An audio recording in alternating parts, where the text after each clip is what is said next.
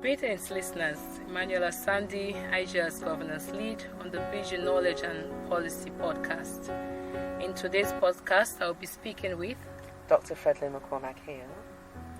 Dr. Fredlyn is IGR's Director of Policy and Research, and she is also the President of the 50/50 Group Sierra Leone. In today's discussion, we'll be looking at the chances of having more women in the next parliament. So, Dr. Fredlyn, Sierra Leone has made a lot of legislative progress for women, with 3 laws recently passed last year: the Gender Equality, the Women's Empowerment Bill, and the Public Elections Act, and the Political Parties Registration Act. As an expert in gender, what does this mean for the number of women that we'll be expecting in the next parliament? And should we be excited or celebrating as women? Thank you. Good afternoon, Emmanuela. Good afternoon, listeners. Thank you so much for speaking with me today. So, as you know, women have been long campaigning for a 30% quota in Sierra Leone, especially since the numbers of elected women have fallen systematically. So with every election since 2002, we've seen a decline in the numbers of women in parliament. In the most recent elections in 2018, the percentage of elected women actually remained the same as 2012. It's around 12%.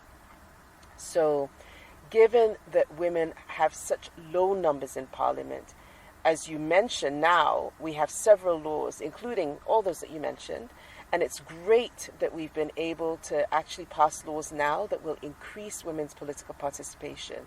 And we commend government for these because it's been a long time coming.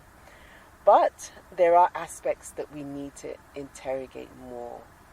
So today, given your question, I'm going to focus on what the laws say about increasing women's representation in Parliament specifically. So you mentioned a couple of laws. We have the Political Parties Registration, the PPRC Act, that says a political party shall award at least 30% of its symbols for public elections to women in all electoral districts in Sierra Leone. We also have the PEA Act, which says that for every 3 candidates nominated, 1 of them should be female. So, on the surface, definitely, it looks like these laws could help increase women's political participation, but for us to move beyond the 30% in nomination, which the law calls for, to at least 30% of women elected, right? So not just nominated, but elected. We really have to pay attention to where political parties place women on the lists in every single district, especially given that we are using the PR system. Good. What do you mean that we need to pay attention on how political parties select? What is it that is critical there in the placement of women on the list for every district? Okay, so we know that with the PR system, parties are called to submit lists of candidates, and there are particular orders in which you can have these lists. And what I'm saying is that the higher that women are placed on this list in every district, the better the chances that we can achieve 30%. So, if women are placed 3rd on a list, that is, after every two men, Sierra Leone will not get the promised 30% in the coming elections. Yeah, so can we have a deep dive on this one for listeners to be able to understand how the listing can be done? Okay. Let's look at the parliamentary seats in total are going to be 35.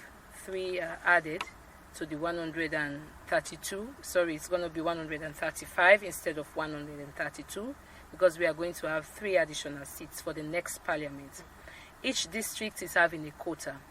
So can we look at 2 districts, make comparison? Let's look at Carine, for example, that would have 5 seats, and Bonth that would have 5 seats, 5 representation in parliament. How should this placement be done that women, we would have increased women in parliament this time? Okay, thanks for that question. So let's take, as you said, Carine and Bonth. When you look at the results of the 2018 elections, we see that Carine is a stronghold of the APC, whilst Bonth is a stronghold of SLPP. And by stronghold, I mean that it's likely that all the parliamentary seats will actually go to one dominant party. So as you mentioned, Carina and Bonth have 5 seats each.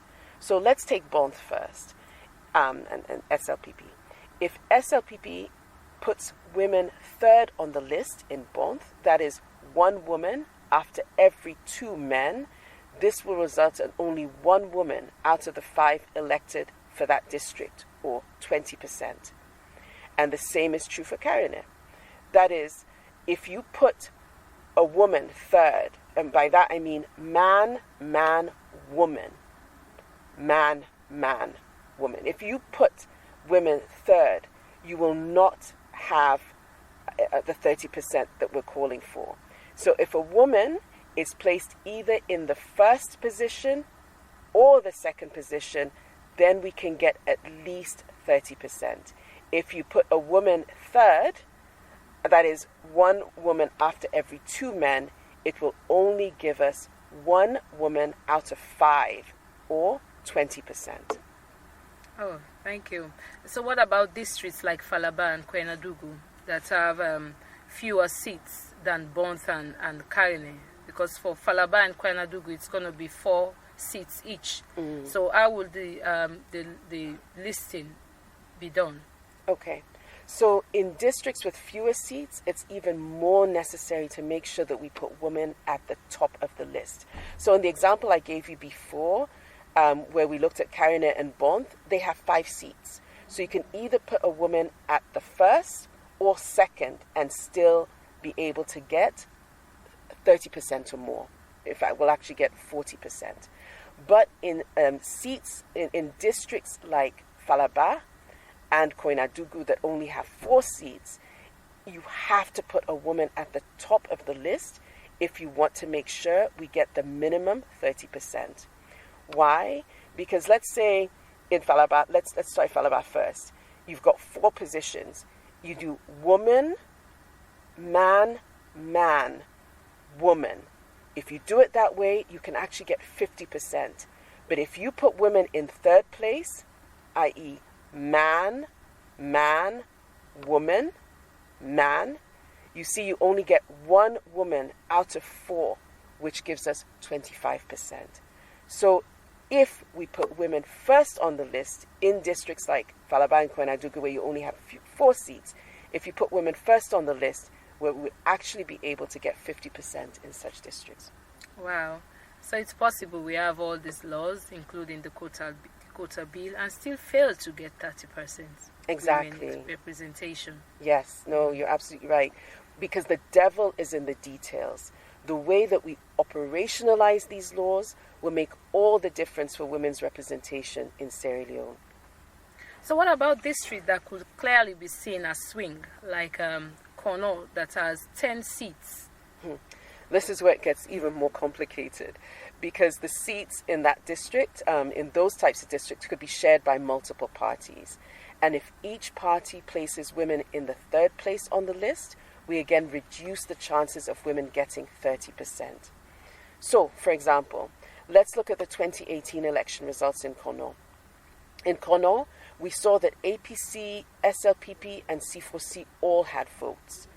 Now, if the elections had been based on the district block PR system, APC and SLPP could have won 2 seats each. And then the dominant party, C4C, that currently controls the district, could have won 6 seats. So imagine, if SLPP and APC have 2 seats each, and they put women in third place, that is man, man, woman. If they put women in third place and they only have 2 seats each, you will have no woman elected, either from the SLPP or the APC. So of those 4 seats between them, all 4 seats will be taken by men. Now, let's say C4C does the same thing, and C4C has 6 seats. If they place women in third position in these 6 seats, we will only get 2 out of 6, right? So, man, man, woman, man, man, woman. There we see out of C4C's 6 seats, they get 2 seats. So when you put all these seats together, out of the 10 seats in Kono, women will only have 2 of those 10 seats, which gives us just 20%. And what will be the implications of this? So the implications is that we have to think in competitive districts where seats in a district can be shared among several parties, and these parties put women at the back of the list, the lower we have chances of having 30% of women's representation. So in short, we need women at the top of every single list in every single district. Put differently, for every 3 nominations, you have to put women first. But let's not forget, right? We're not limited to just 1 woman out of every 3 nominations. Last week, we had Raymond George of NEC. Raymond George of NEC told us in the podcast that parties can nominate more than 1 in 3 women. So parties can even submit up to 3 women in a list if they so choose. Oh, thank you very much, Dr. Fredlin. Do you have any last word? I know, listeners, that you have understand now how the ranking of women or the listing of women can be done so that we will have at least the 30% that we want. Thank you, Dr. Fredlin. Do you have any last word to leave with us regarding the available laws to ensure that women have more seats in Parliament in the upcoming elections? So we've seen in many countries, and just many countries around the world, that when we have more women in politics, it can make a big difference to the development of that country. And it's great to finally have laws that recognize this. But while we celebrate the passage of these laws, there are big hurdles ahead of us. So for us to really achieve the much talked about 30%, women's groups have to do more work to analyze the districts on a case-by-case basis, understand the dynamics, and engage the political parties to position women in vantage positions so that we can be sure to elect women in good numbers. Further, we have to engage with EMBs, electoral management bodies, to make sure that the regulations are implemented with an eye to attaining this minimum of 30%. So really, it's not just about celebrating that 1 in 3 nominations must be a woman.